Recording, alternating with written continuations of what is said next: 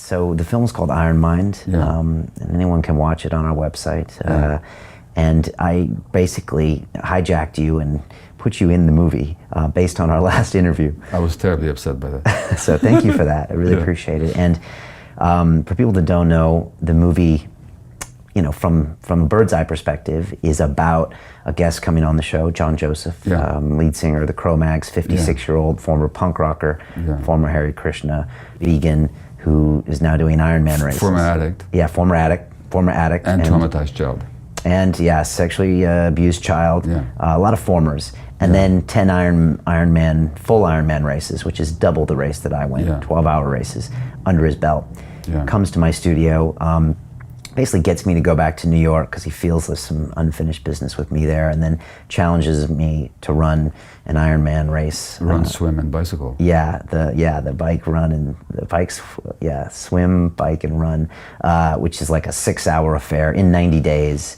And then which the trainer tells you usually takes a year to prepare for. Correct. Yeah, correct. And you're gonna do it in 90 days. Yeah. So it was quite a challenge, and we go through this whole piece, and while I'm training in New York City, I just, these demons kind of come out, and you know, that all happened. You know, I remember I was on that bike. You can't see, there's a part in the sequence where I'm training on a bike, and I go really to a state of physical exhaustion, and I was actually crying on that bike. It looks like I'm sweating, but I was crying, and my whole crew freaked out. They'd never seen me cry before, and I was literally kind of falling apart while I was there in New York, and I was in the East Village where I was first offered heroin, and I lived in this heroin addiction. And the interview we use is of me and you talking on the surface about my alcoholism, but there was also a heroin addiction mixed in there. But still, and so the movie addresses those issues, and there's a part where you come in where we do what you do with your work, and we say, okay, most people would say, oh, you had the problem and now you got over it, and we go deeper and say, okay, let's go back to the trauma. And so we visit my trauma and briefly talk about And by the John's. way, if I make a comment here, at some point in the film, you say to John, you had much more greater trauma than I did. And I thought, because there's no comparing traumas. And let me ask you this question. How old were you I think you were 5 or 7 when you were conscious of having experienced trauma, is that right? 7 was the divorce event itself. Fair enough, so it's that time. Okay. Let's take your children.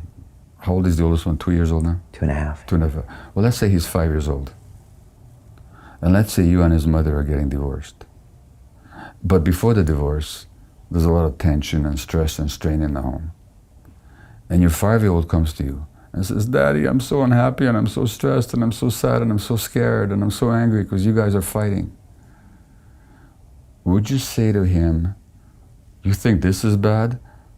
Think about the trauma that John Joseph went through when he was a kid, when he was sexually abused. Would you say that to your 5-year-old? No, I wouldn't say that to him. No. Why wouldn't you say it to him? Because he wouldn't understand that. He's living in his world, and in his world, this is a traumatic event, and it's because it'd be totally uncompassionate to say it, but you say it to yourself. Right. In the film, you say it to yourself. I do. So I thought, Brian, you're comparing traumas, which is inherently unfair to you. You can't compare traumas. Each person's trauma is their own, and the pain is real. And so to say that somebody else's greater pain is utterly meaningless.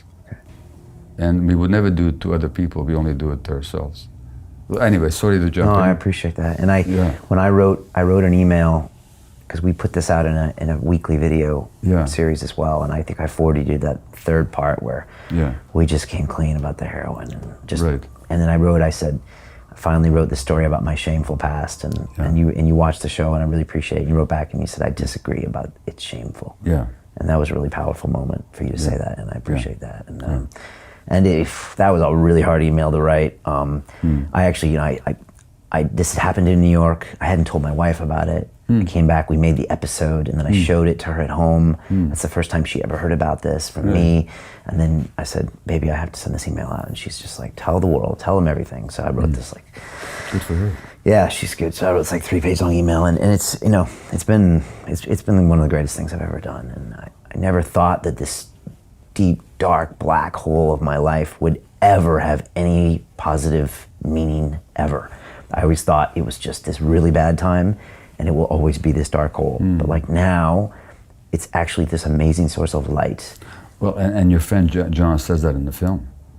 I think at some point he says something about how the addiction and all this suffering has been a great gift, because he's learned so much from it. Yeah, yeah. You know, I was speaking to a woman today, to a journalist here in London, and she had breast cancer. And she said that was the greatest gift she had. Now, I don't recommend heroin addiction or breast cancer to anybody. It's only that when they happen, and we work our way through them, we actually get the gift of what they're here to teach us, the truth about ourselves. And that truth, that light, is the greatest gift there is. Yeah.